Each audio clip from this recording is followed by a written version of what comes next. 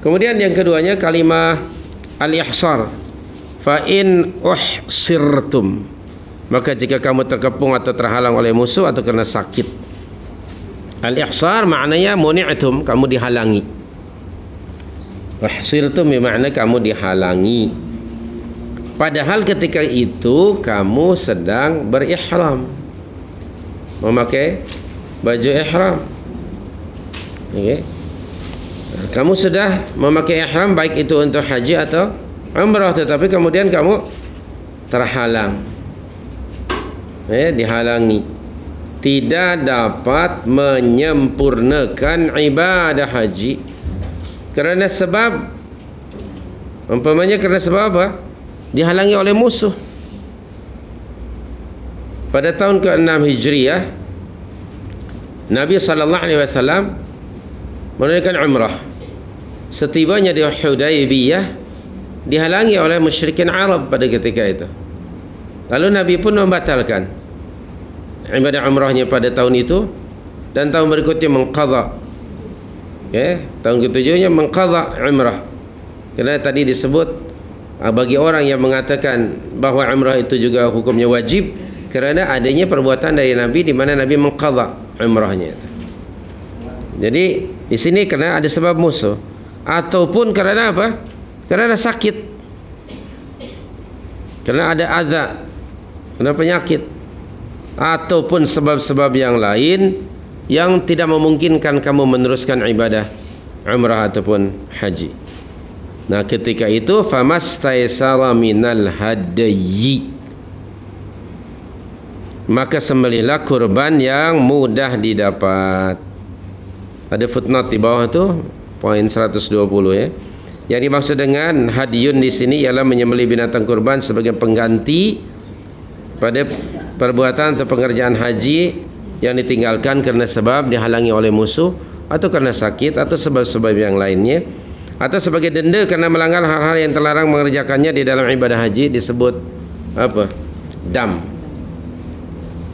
Nah, itu disebut hadyun. Famastaysara minal hadi, entah apa saja bentuk hadyunnya. Nah, jika sekiranya tidak ada binatang itu yang untuk disembelih itu, atau tidak membawanya, maka bolehlah qimah ataupun harga nilai binatang itu dinilaikan berapa ringgit umpamanya, lalu dibelilah makanan dan diberikan makanan itu kepada orang-orang miskin, bersedekah dengan makanan itu. Jika tidak, maka dia berpuasa. Nah, tengok di sini, faman kana minkum maridan aw bihi adza min ra'sihi fa fidyatun min siyamin aw sadaqatin aw nusuk. Ini ada tiga di sini: siyam, sedekah, atau nusuk. Jadi bila terhalang dan membawa hadyun, disitulah tempat tahallulnya, hatta yablugha mahillah tu. Jadi maknanya bila terhalang di situ, kemudian dia membawa hadyun umpamanya, maka dia mesti membatalkan umrahnya ataupun hajinya itu dengan cara menyembelih hadyun dan mencukur rambut di tempat ia terhalang.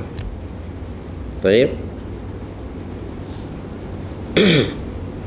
Nah, caranya sama ada dia menyembelih hadyun, jika terhalang sama ada oleh musuh ataupun kerana penyakit, ataupun fidyatun min siyamin aw sadaqatin aw nusuk. Ada tiga pilihan di situ. Yang barangkali kita tidak mengalamilah di zaman kita hari ini ya. Okey, kemudian mungkin sakit adalah okey. Tapi kalau memang sakit diketahui oleh tabung haji, tidak akan mendapat izin untuk pergi ke sana ya. Kecuali mungkin kena sakit mendadak ya. Mungkin sakit jantung la samahallah. Semalam saya pun dengar ada di berita radio YDP Negeri Sembilan ke mana, itu salah satu perbandaran lah. Dia sedang umrah dengan istrinya, meninggal dunia kena sakit jantung barangkali ya. Itu kami pergi haji, nak keluar dari Mina nak pergi ke Makkah, hamba Allah tu keluar satu langkah saja dari pintu kemah tu, subhanaka karim, dia jatuh dan meninggal. Subhanallahil karim. Padahal dia sehat physically. Ya, kalau orang yang sakit tentu tidak mendapat izin mungkin ya. Termasuk salah satu halangan dan tidak wajib ke atas seseorang untuk menunaikan ibadah haji jika sekiranya dia dalam keadaan sakit.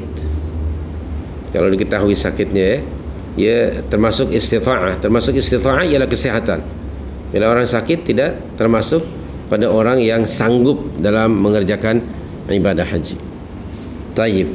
Kemudian tentu saja para fuqaha telah ikhtilaf mengenai hisar itu sendiri.